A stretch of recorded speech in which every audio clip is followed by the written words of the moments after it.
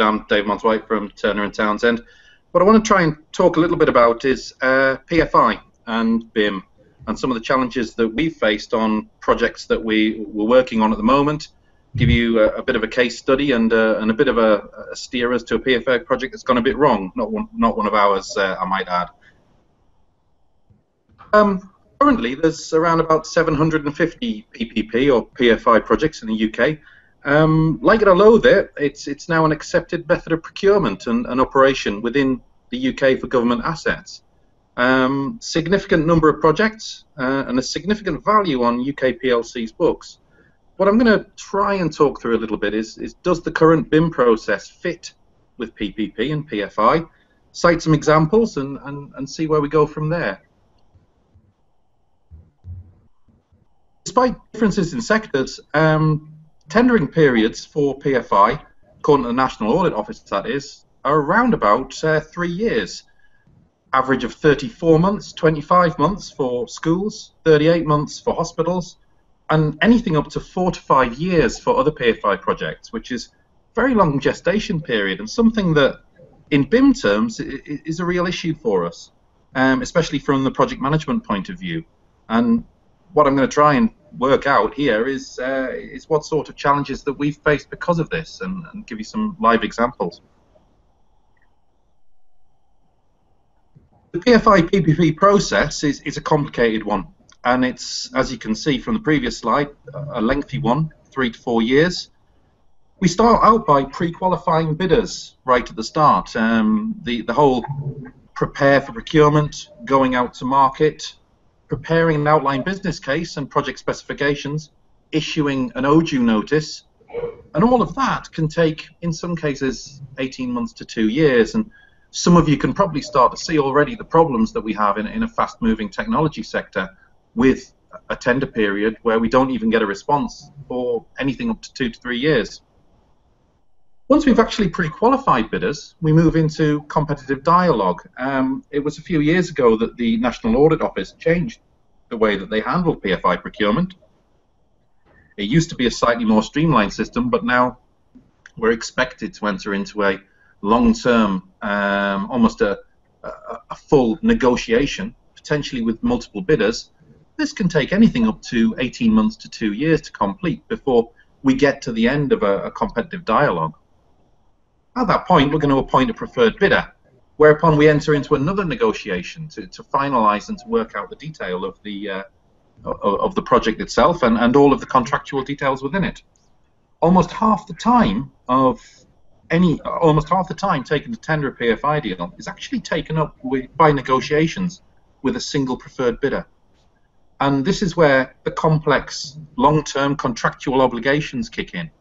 And actually trying to get that to work is a significant problem, especially when you try and integrate BIM into the process. PFI and PPP, we have to remember, and it's something that is often forgotten, is that it's not just about buildings. The government procurement and the EU procurement programs are extremely complicated because they're designed effectively to cope with all sorts of different types of procurement. PFI works best where activities and demand are predictable. So in the case of the RAF air tanker program, the idea of that is to provide a tanker service to the RAF for a 27-year period. You would think, wouldn't you, that refueling aircraft in the air would be a reasonably straightforward activity. Predictable activities, predictable demand. Perhaps less so in case of demand, as we don't know where these aircraft are going to be operating. But we know what the activities are. They're going to fuel stuff in the air.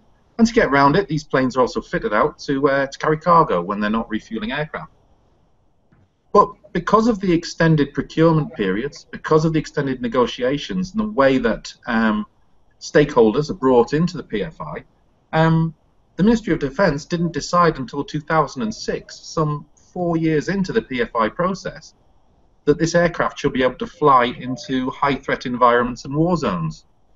Bit of an issue for them, that, being as it's the Royal Air Force, and they are expected to operate over areas such as Afghanistan. But the Ministry of Defence is inhibited from changing this spec because of the implications to the cost of the PFI. Now, You may think that's not related to us in construction, but one of the things that we love to do, and one of the things our clients in PFI love to do, is change specification. And when you've got an asset running for 25 years, especially a built asset, the chances of specification change are extremely high. I'm not saying that construction will ever enter a hostile environment, although I have been in a few final account negotiations that way, but we do change our spec a lot. This brings me on to the project which I was going to showcase this evening. This is one which I'm working on as part of the client's advisory team. We're putting together documentation to go out, and I believe this one should be going out for OJU for pre-qual at the moment. It's the Grange Gorman development in Ireland. Circa €1 billion in total over 25 years to provide facilities for Dublin Institute of Technology, who are going to amalgamate all of their various city centre campuses around Dublin onto a single site, the former Grange Gorman Hospital site. The Irish government have announced that this is their primary stimulus package for that entire area of Dublin City. So it's the vehicle that they're using to bring regeneration to the city. So it's important that we get this right. And DIT have some pretty sort of tough specification clauses that they want to put in place, and I'll explain a little bit about that in a moment. We've been on the project for about 2 years now. Since we began the project, there's a list of protocols there. We've seen PAS 1192-2.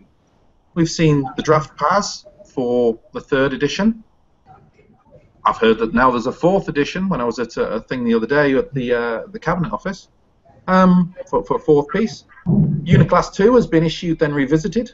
CIC BIM protocol has been issued, as has the role of the information manager, and those roles are now getting put into most procurements.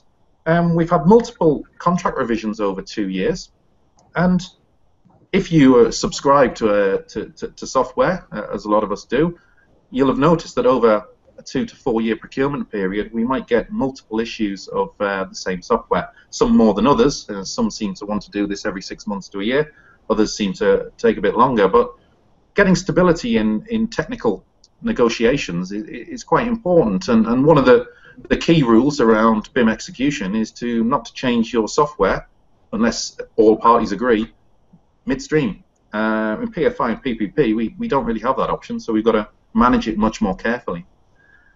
What you can see from all of this, though, and all of this change, if you actually look at the National Audit Office's report on PFI procurement, primary failures during the negotiation period that can lead to issues in PFI include things like delays caused by having to adapt to policy changes. The health sector, NHS for example, Agenda for Change a few years ago made major delays to many PFIs that had on the books. In BIM world, we might have 1 or 2 policy changes coming up, 2016 mandate, all of this documentation. Changes to public sector procurement team and changes to scope and specification cause issues as well. And again, software changes, data specs, COBE changes, those kind of things. These all have to be factored into our negotiations over a long period of time.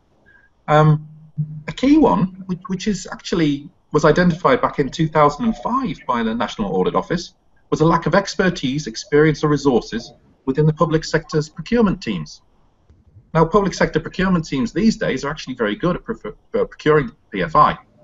They're not that hot at dealing with BIM, which is something we see all the time. We know that there's trial projects being run, and we've seen the results of those. Adrian was talking earlier about the Cookham Wood project, but nothing really has been trialed in terms of long-term PFI or considered in terms of mapping. And when we were putting this together, we were kind of on our own and had to find our own path. Insufficient development of specification prior to the project going to market. I would challenge anyone to be able to develop a comprehensive BIM specification for data transfer for the next 25 years. And I'll come on to that in a second. Just to add a little bit of spice to it, just to make my life a bit harder and to keep us on our toes, the project is actually based in Ireland. That's in the EU, for those of you who are geographically challenged. It's not the UK, so UK standards don't apply.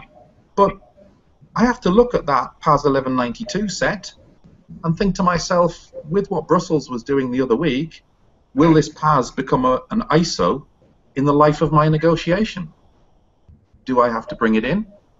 As it was in this one, we're going to try and adopt the UK standards because they're the most advanced out of all the ones we've seen that are English language and acceptable in the Irish market. Now, getting through a complex negotiation, reducing potentially high risk in a long-term negotiation on PFI while attracting and maintaining elements of competition is tough. An output specification for PFI needs to be suitably attractive. It's got to allow profit to be made. Profit's not a dirty word, otherwise people aren't going to come and build our assets for us. But I also have to balance the needs of the public purse. So in terms of setting out a specification for PFI over a long period of time, I've got to balance the needs of my client against what the market will find attractive. And the market, many contractors are very good at dealing with BIM. Others aren't so certain. So tying them into a long-term spec does cause us some procurement issues, and we've seen some nervous movement in the market on that. Going back to the point that the GDA scheme is a primary stimulus package by the Irish government, it's absolutely crucial we get this right. We have to get the right contractor in place. We have to get the right working relationships in place. We have to get the right data and monitoring exchanges in place, all in a moving technology field, all with very little clarity as to how we're going to do it. Now, if I had one of these, I could just nip forward, work out what's needed, how the asset panned out in 25, 27 years' time, write up a bit of a data spec, nip back. Last time someone did this, however, we were supposed to have hoverboards to go around on, so I don't really trust any of this. I did consider nipping down to Rachel's place down to Mace, because at the BIM Show Live, David Philp had one of these. So I was going to see if I could borrow it, but I don't think he'd lend it to me. Lessons we've learned and the way we go about it. I can't go into the detail of what we've actually put into the Grange-Gorman scheme, but what I can tell you is the process that we went through and how Turner and Townsend approach these things. We engage on a capture process. We need to actually understand not only the operation of the asset, but the needs of the end user. So in this case, we're dealing with 2 or 3 different client sets here. We're dealing with the ability of the contractor to operate. We're dealing with GDA as the development agency's needs and wants from a competitive process, but also Dublin Institute of Technology's needs to operate the asset. We need to understand Dublin Institute of Technology, actually, to our benefit, and I think we should invite them along to a future ThinkBIM, want to use this model and this asset as a mechanism for research, learning and teaching in BIM. We needed to enable that through what we put into our documentation. I'm not sure who did the briefing for the RAF, but I don't think they asked the right questions. I would have assumed that you'd want to use an aircraft in a war zone, same as I would assume that you'd want to use a university as a seat of research. Overarching all of this, the client requirement is how we measure performance. In this case, the BIM is, we don't have direct control over the asset for 25 years, so the BIM is used as a management mechanism. We have to be able to manage at arm's length the outputs, the KPIs, and the performance of our asset to enforce the long-term commercial agreement. But the contractor won't want us being able to download every commercial aspect of it every moment of the day, so that there's a balance to be struck there. Defining that management data has been a real challenge, and allowing us to track, monitor, and assess from a distance is always going to be a challenge. Arm's length management of PFI assets are then coupled with the need to receive it back into public ownership at the end of the concession period. Again, a real challenge under any operation. In effect, BIM is a flight recorder for the public sector in a PFI project. Any asset data you gather during the life cycle is absolutely critical in the decision-making process, not just of the reintegration of the asset in 25 years' time, but also as a source of performance data to inform the decisions being made on other projects that you might be bringing onto the books in the public sector, or during the next procurement phase. That data is pretty key of how your building's performing and operating and how your asset's being used. We shouldn't wait for a crash or problems to go back and forensically examine our data. in operation, data is far more informative than actually looking at failure. So for me, building those clauses in to make sure we can learn from the asset but not tread on the toes commercially of our contractor is quite a challenge, and that's something we're going to thrash out in the detailed negotiation. You've got to remember, when you're managing PFI and BIM, there actually needs to be 3 soft landings, not just the one. You need to soft land the project at financial close, so it has to be in the right place commercially, contractually, at the point where you hand over to consortia. There's a further soft landing around acceptance of the asset into service, getting it into operation and making it work, what we would traditionally think of as a soft landing. Say traditionally, it's not been around that long. But then we have a third. We have a soft landing of our asset back in 25 to 30 years' time. The advice I would give to you around all of this, and the way we've approached it in this case, is to keep things open, use your data all the way through the process, and use any data you can get your hands on to inform yourself, and make sure that you've got the right controls in place, but that they're not too prescriptive. That's it from me on PFI. I know we've had difficulty with the simulcast tonight, so I am actually available on Twitter, should anybody want to tweet me, and I've seen tweets going past. And I'll take questions for the next 24 hours or so via that medium if necessary. I'm just going to put my Hangout screen back up and hand you back over. Thank you. Thank you. Thank you very much, Dave. Are you still there, Dave? I am, yes. Are you okay if we just take a couple of questions from the floor and answer any questions from the floor? I can do, providing this thing hangs together, but yes, more than happy to do that. Okay. We aren't connected to Leeds. We are obviously broadcasting to the rest of the world and stuff like that at the moment via Google Hangout, so we can't connect to Leeds. We can connect to Abu Dhabi. So Dave's there. He's going to be there for 5 minutes. Are there any questions, immediate questions for Dave from the floor? Raise your hands and I'll take those questions. Okay, Dave, if I can give you one, okay. You've given us a good indication of the challenges within PFI and stuff like that. What's your view on the adoption of BIM within the other forms of procurement?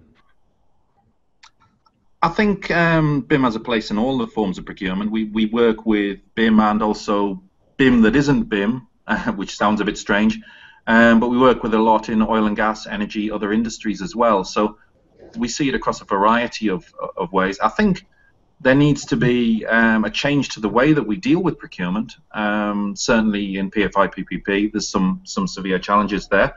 On other forms of procurement, I think we're going to end up with much earlier contractor involvement, a lot more in the public sector around frameworks that actually operate right from inception, so stage 0, and bringing all the parties together in a much more, if I could say it, Latham-esque, Egan-esque methodology.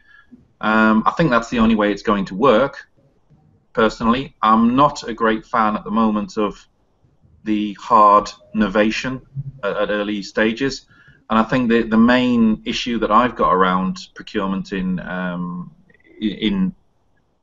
with BIM is the MEP needing to carry on in old money stage D and B novation. There's insufficient detail in the model because of the way that the current agreements across the professional bodies are structured. And you end up with a model that's detailed architecturally and structurally, but M&E is still plan and spec, and fundamentally we're losing a lot of benefit just by the way we're siloed. We need to be working closer together. Okay, I know you can't see the audience, but there was general nodding of heads there, so you were giving a good response on that. Makes change for me. Yeah. Hi Dave. You're currently in Abu Dhabi. What lessons do you think we can learn from other countries? Did you hear that, Dave? What lessons do you think we can learn from other countries, was that? Yeah, that's it, yeah. I think there's a lot we can learn from other countries. We have to be careful. Again, we're looking at American standards. They're very much geometry-led at the moment. AIA is all about the bling and less about the data, and we're a lot more about the information in the BIM. Working out here at the moment, out in the Middle East. I'm out here for a few weeks with a colleague, and we're looking at a couple of projects out here. And certainly the standard of modelling and some of the work that we're seeing out here in the Middle East is superb, and we can learn a lot from the way that they're handling their project controls. And we're also seeing a lot of expertise coming in from our colleagues over in places like Czechoslovakia and Estonia, where a high degree of architectural technologists usually has a very high degree of computing skill. So we're seeing a lot of innovative solutions coming from that side as well, just about integrating it together. But I think we can learn a lot from other countries. We also need better funded research into getting solutions right. Okay, just following up that, where would you actually position the UK in comparison to a lot of other countries? I think the UK, we're probably taking a lead on standards in that we do actually have some. We're not entirely like the Wild West. We do have a good basis to work from, so that's very positive.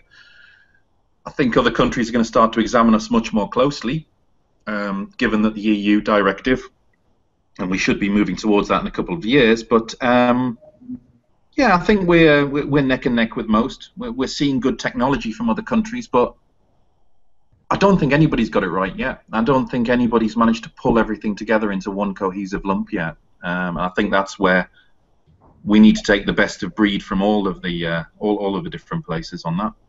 Okay, thank you. Have we got any other questions for Dave? Okay, there aren't a show of hands, Dave.